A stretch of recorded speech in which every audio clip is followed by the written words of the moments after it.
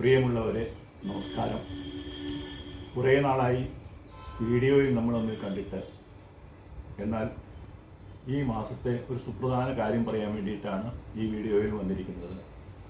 അതായത് reserve bank interest rate കുറച്ച കാരണം LICക്കുള്ള പെൻഷൻ പദ്ധതികളുടെ റേറ്റ് തീർച്ചയായിട്ടും വളരെ പെട്ടെന്ന് കുറയാൻ സാധ്യതയുണ്ട്.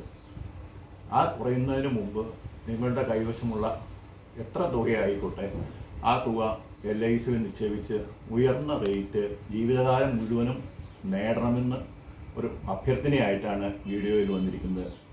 ചെറിയൊരു ഉദാഹരണം പറഞ്ഞുകൊണ്ട് ഞാൻ ഈ വീഡിയോ അവസാനിപ്പിക്കും.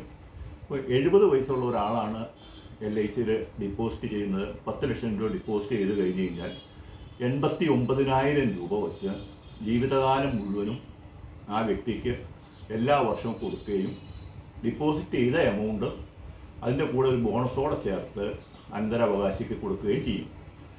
ഇത് കൂടാതെ 3 വർഷമാണ് നമ്മൾ ഡെഫർമെൻ്റ് പീരീഡ് ഇട്ടിരിക്കുന്നത്. ആ 3 വർഷത്തേക്ക് ഇൻഷുറൻസ് കവറേജും ഉണ്ടാവും. 3 വർഷം കഴിഞ്ഞ് കഴിഞ്ഞാൽ സ്ഥിരമായിട്ട് നമുക്ക് ഈ പെൻഷൻ മേടിക്കാൻ കൂടാതെ എപ്പോൾ വേണമെന്നുണ്ടെങ്കിലും നമുക്ക് ഇതിൽ നിന്ന് ഒരു FD പിൻവലിപ്പിക്കണം. അടച്ച പൈസ കൂടുതലും മേടിച്ചുകൊണ്ട് ഏതാണ്ട് 11 ലക്ഷം രൂപ മേടിച്ചുകൊണ്ട് നമുക്ക് പിന്മാറാം.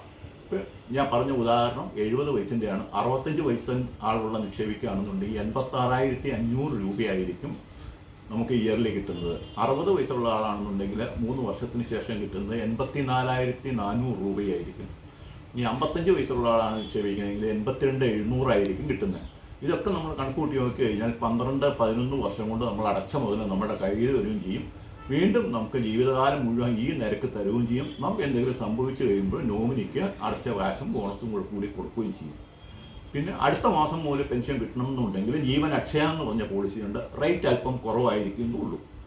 ഇനി കസ്റ്റമേഴ്സിനാണെന്നുണ്ടെങ്കിൽ ഇത് സോവറിൻ ഗ്യാരണ്ടി ഉള്ള ഒരു പദ്ധതിയാണ്. ഇത് റിസർവ് ബാങ്ക് ഓഫ് ഇന്ത്യ, അതായത് ഇന്ത്യ ഗവൺമെൻറ് ഇതിന് ഗ്യാരണ്ടി ചെയ്യുന്നു. ഈ തട്ടിപ്പ് പ്രസ്ഥാനങ്ങളോ അല്ലെങ്കിൽ ഇപ്പോഴത്തെ ഫാഫെഡ് പോലെയുള്ള സൊസൈറ്റികളോ ഇതൊന്നും നമുക്ക് സ്ഥിരമായൊരു വരുമാനം ഗ്യാരണ്ടി ചെയ്യുന്നില്ല.